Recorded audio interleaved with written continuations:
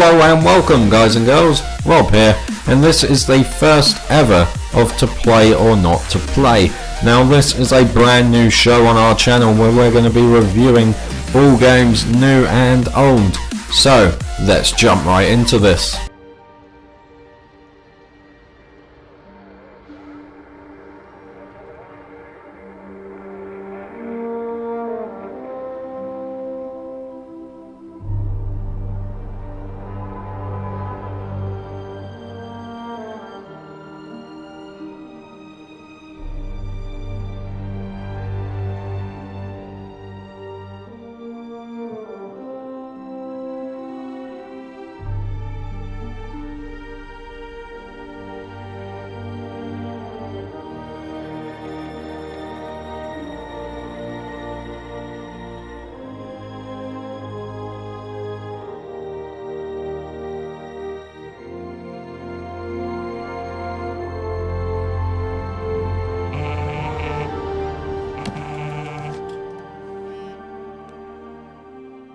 All units, level 4 mobilization. Location, Fisk Tower. Fisk?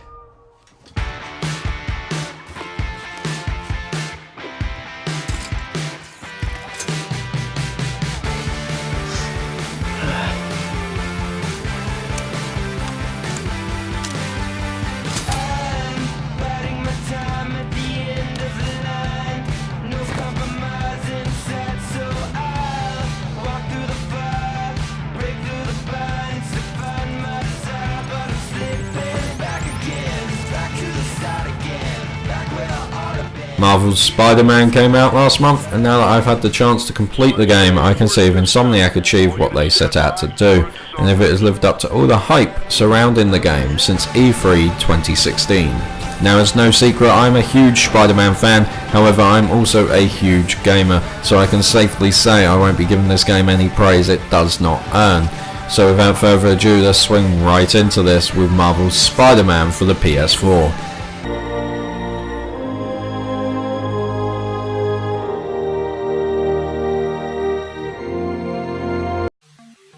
Marvel's Spider-Man begins 8 years into his career as a crime-fighting vigilante, who's already taken down many of the supervillains from his comics, including the Rhino, Vulture and Electro. His next move, however, is taking down Wilson Fisk, aka the Kingpin. With the help of Police Chief Yuri Watanabe, they both want to see his empire come crashing down.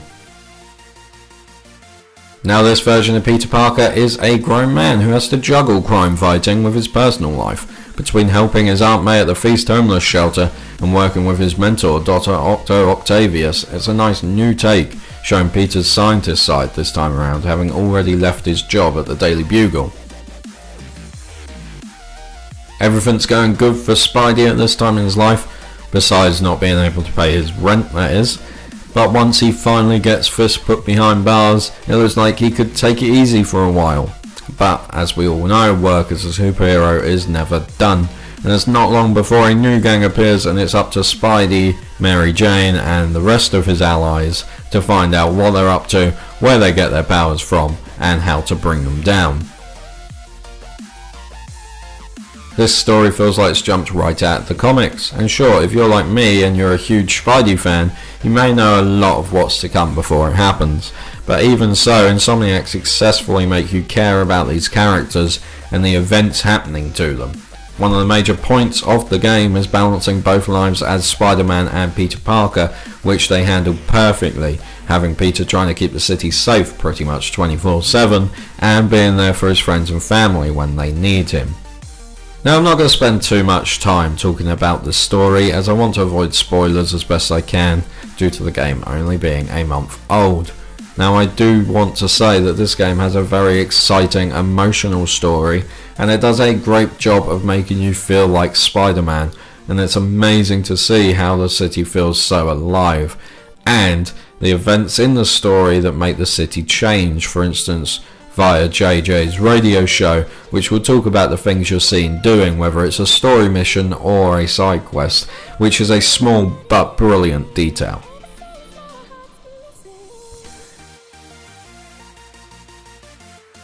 This game looks and feels amazing. It just nails the feeling of being Spider-Man, whether you're swinging through Manhattan to an amazing soundtrack, doing some flips and stunts, or whether you're beating up crooks. You can tell straight away that this game has been created by a team that loves Spider-Man and wanted to make the game worthy of the character.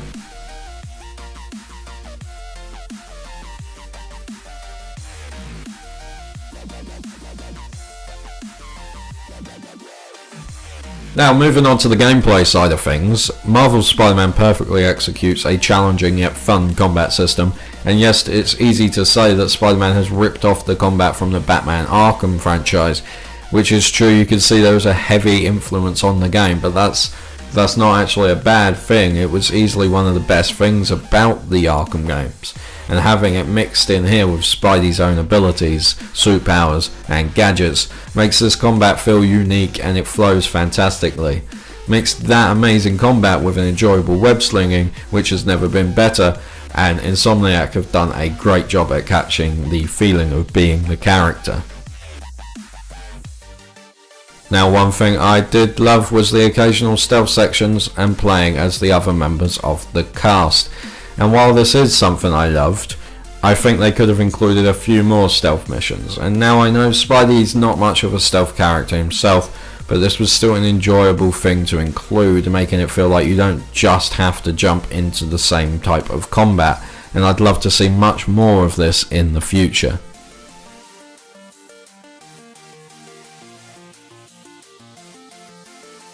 Every game needs a good story, which this has, but a good Spider-Man game needs enough side content to spend time on, making sure that you come back for more and more. And this game is jam-packed full of different side quests like Harry's research stations, which vary from one to the next, to tracking down Black Cat to dealing with the Taskmaster's trials.